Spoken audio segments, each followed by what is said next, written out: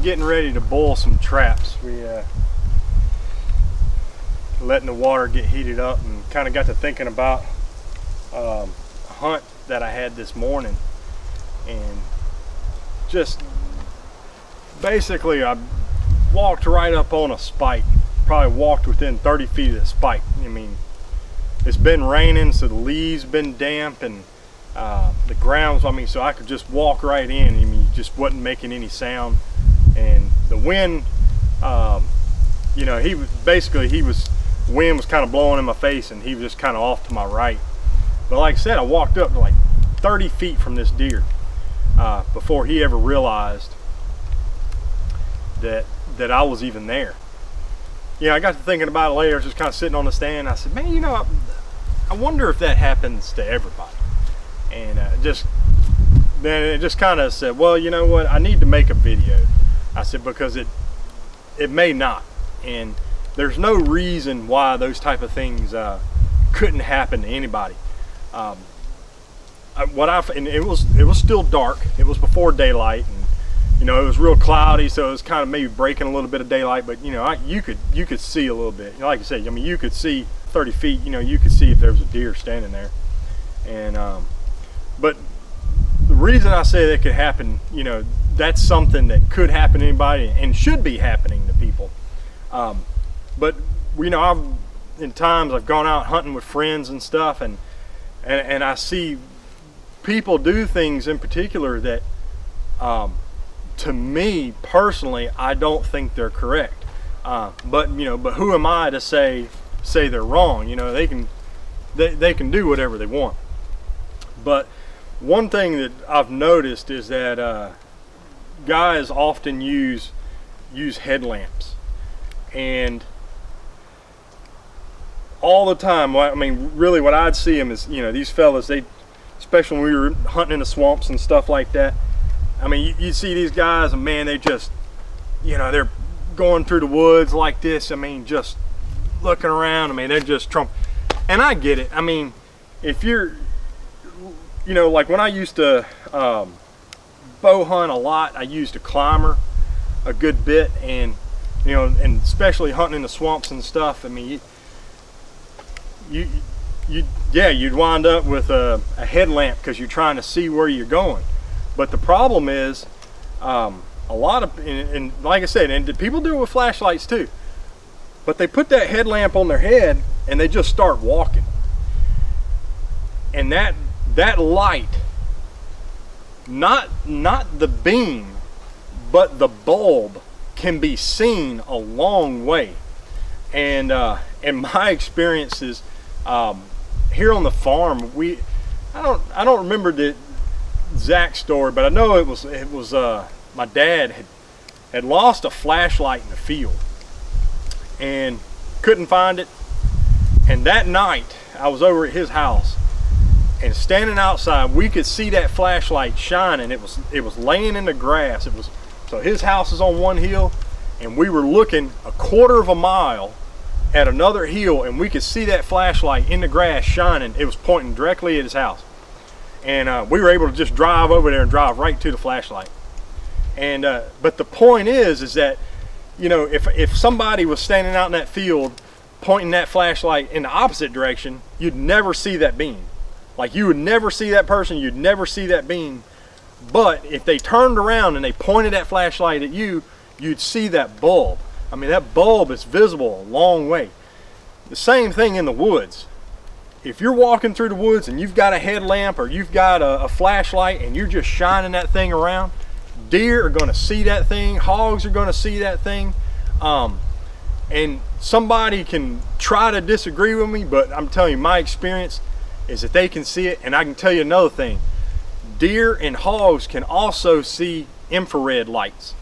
They can see infrared. So even night vision stuff, they can see that as well.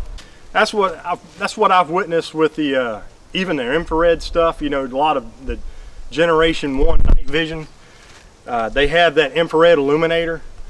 If you look directly at it, it has a red glow to that bulb. Hey, animals can see that. And the proof that they can see it is that that's the same type of bulbs that they're using in these night vision cameras. And if you notice now, the big thing is now they do the no glow or low glow, is that they're putting some type of tint over that red bulb, because those deer, I mean, how many times we use those cameras and you see the deer just wide-eyed looking right at that thing because it's got 40 red lights that, you know, light up and glow. I mean, it spooks them. So you know, it's good to see those manufacturers catching on to that. They should have done that in the first place. But there's no doubt they can see the glow of that bulb. You know, they can't see that beam, but they can see the glow of that bulb. Well, the same thing, even with a white light or a red light, you know, a lot of times using even like this headlamp that has that red light, I've used that light a lot.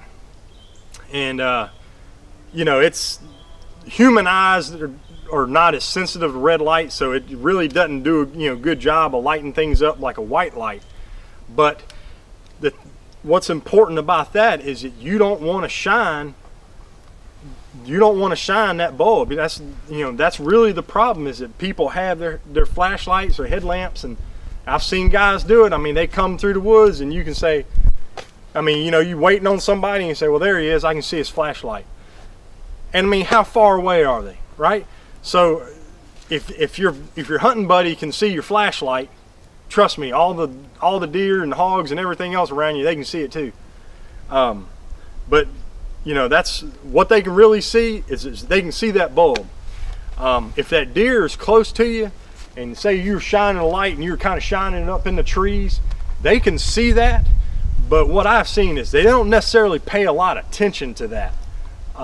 But once you turn and you shine that bulb directly at them, that's it, they're gone.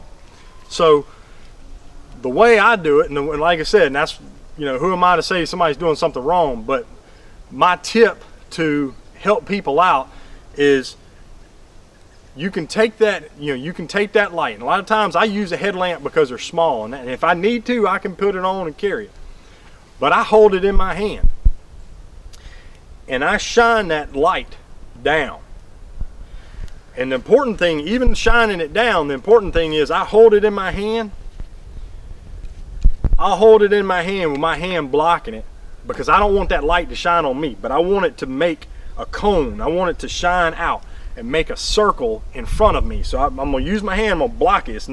I'm not gonna be illuminated at all. Like even when I'm walking, my feet are not even illuminated. But that beam is gonna go straight down and it's gonna make it circle out. And that's what I'm using. I only need to see about 4 feet, because a lot of times I'm walking down a designated trail that I know, or a road. There's a lot of times, I mean, I may be walking straight down a road. I mean, if there's moonlight, you don't even need a light. You can walk straight down it. The only thing you got to make sure you don't trip on something, you know. So there's a lot of those situations. So there's no point in having a flashlight and having it out and shining it around. Have your light and shining it straight down. And especially when I'm walking down a trail I really know, I have my arm extended all the way out. Like my light wouldn't be no more than about 3 foot off the ground. And you know, and that's it. I'm just blocking. And that's how I walked right up on that deer this morning. Is I was actually in a wide open area because I was walking across a pond levee, and the deer was right on the other side of the pond under a big oak tree, and I walked straight across the levee, and I'm telling you, I walked up within 30 feet you know, to the left of that deer.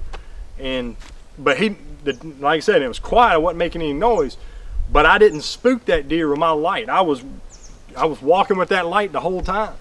And actually when I got there and I heard the deer, that's when I picked my light up and shined him. And I mean, he was right there.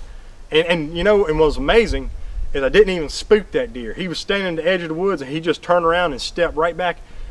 You know, you would have thought that he would have took off running, but I mean, I guess it kind of caught him off guard, didn't know what to do, so he just kind of stepped back in the woods. And believe it or not, after that, and I have to say this, I went outside, I wasn't that far, I wasn't but about 30, 40 yards from my stand. About 15, 20 minutes later, that little buck come right down the trail that I was on. I mean, I would have thought that he would have cut through the woods, but nope, he come right back out and followed the same road that I would walk down and come right past my stand. And but I mean, I have things like that happen a lot, and I really credit it to shining that. I mean, I think it's important to shine that light, mainly because it prevents me from stepping on sticks and stuff like that and makes noise. If you're someone that hunts in big fields and you're going out there before daylight, please, man, don't be out there shining your light like this, because you may have deer already out there. It's just before daylight and you can't see them. Go out there, shine your flashlight, hold it straight down, block the beam from shining on your legs. You don't want it to shine on you. You want to be kind of blacked out. But just walk and just hold that beam straight down and just make a little circle, and you know where you got to go, and you can walk all the way to your stand. And I'm telling you, there's nothing that'll see you. But whenever you start picking that light up and those animals can see that bulb, that's it. I mean, they know something's going on. But you know, that's just a quick tip. It's something that I always use. This headlamp has got a red light. I've got several others that's got red light on them. You know, a red light's good if you're on flat ground. You don't have to worry about it too much.